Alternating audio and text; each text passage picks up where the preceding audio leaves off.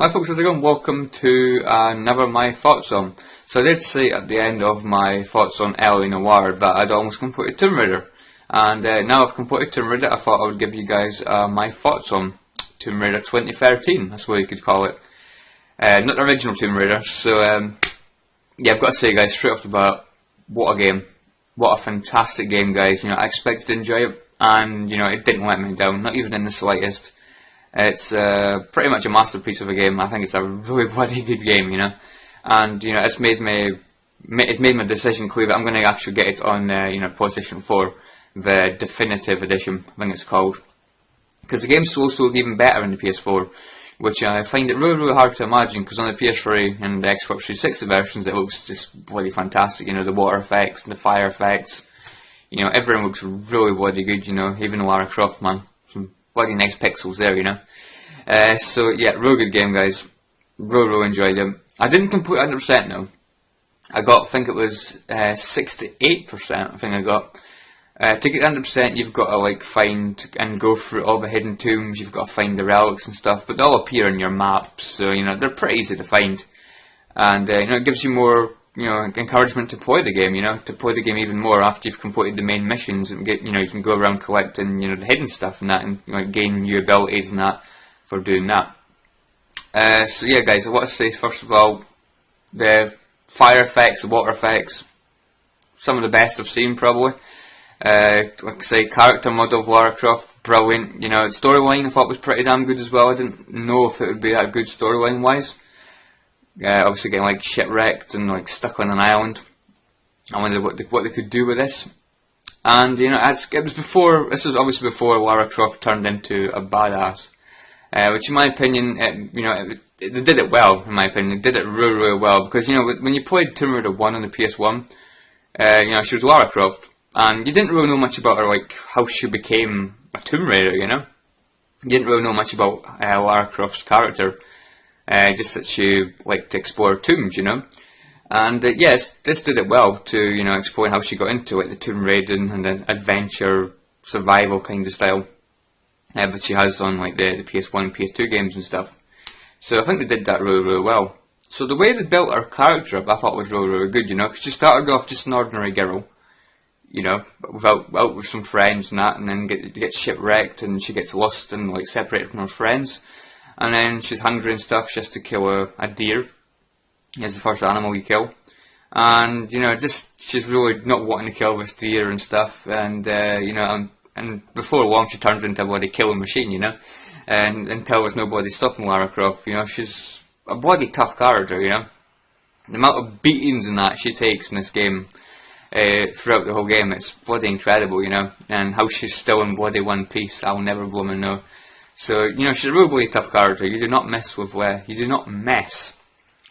Croft, because you get your bloody ass kicked, I was a bit worried at the beginning of the game, because there was actually quite a lot of quick time events and stuff, button mashing and stuff. I was kind of hopefully they're not going to overly use this, because I don't want the game littered with bombing quick time events and button mashing and stuff. But as the game went on, they were there, but in moderation. There wasn't too many of them, So yeah, I think the amount of quick time events and that they had in the game, I thought it was enough. It was enough. It wasn't overly used, and the ones that they did have, I think they worked pretty well, in my opinion. The game does actually have quite a wide variety of different things that happen, like explosions, buildings collapsing, rock climbing, climbing hills, stuff like that, sliding down water slides. It's got quite a wide variety of different events, so it's not the same thing over and over again. There's split it into different events and that, which I think is really damn good, because you don't get bored of the same thing over and over again, and of course you get your Uncharted style platforming, which works just brilliantly in my opinion. Works brilliant in Uncharted, works brilliant in this game as well. So it definitely works really well.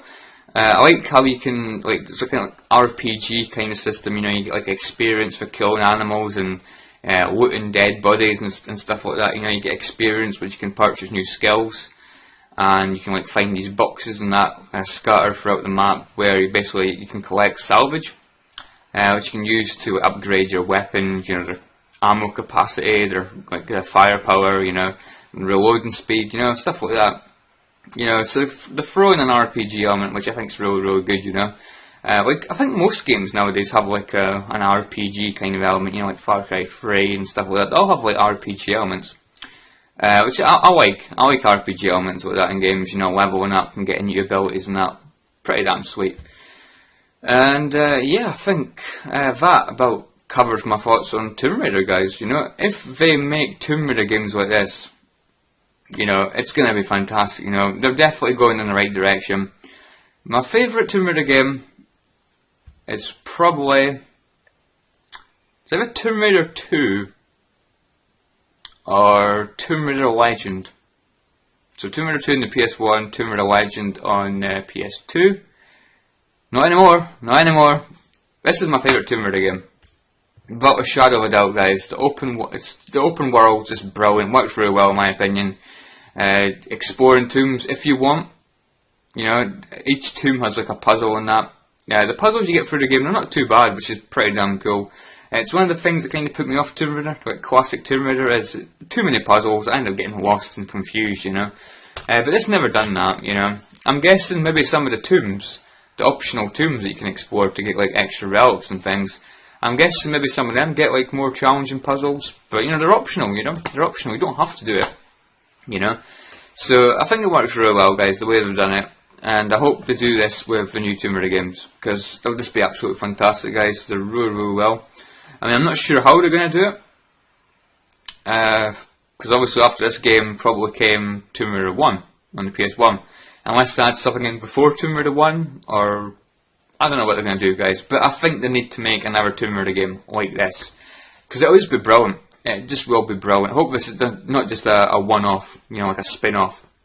Hopefully this is what they're actually going to do with Tomb Raider, because I'm definitely interested if they're going to go in this direction.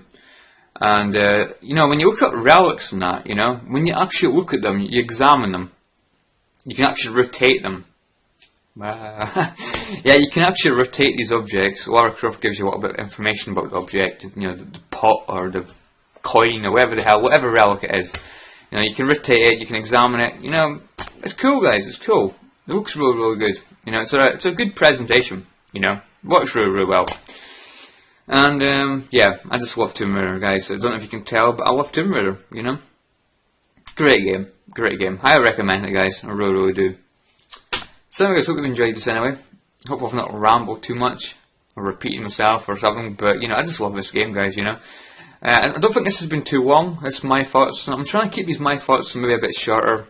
You know, I don't really need to say much, guys. The game is just brilliant, you know. I don't really need to talk about every like individual aspect, you know. The game is just brilliant.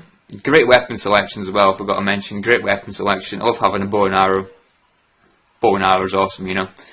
So, you know, you get like pistols, machine guns, shotguns, grenade launcher. You know, you get a wide selection of guns. No uses though, which was quite surprising. I do like my uses. Anyway, guys, hope you enjoyed this anyway, and I'll catch you all in the next video. See you guys, thanks for watching, and let me know what you think of Tomb Raider. I'll be surprised if anyone doesn't like Tomb Raider, but if you don't like Tomb Raider, just leave it in the comments below. And yeah, I'll catch you all later. See you guys, thanks for watching.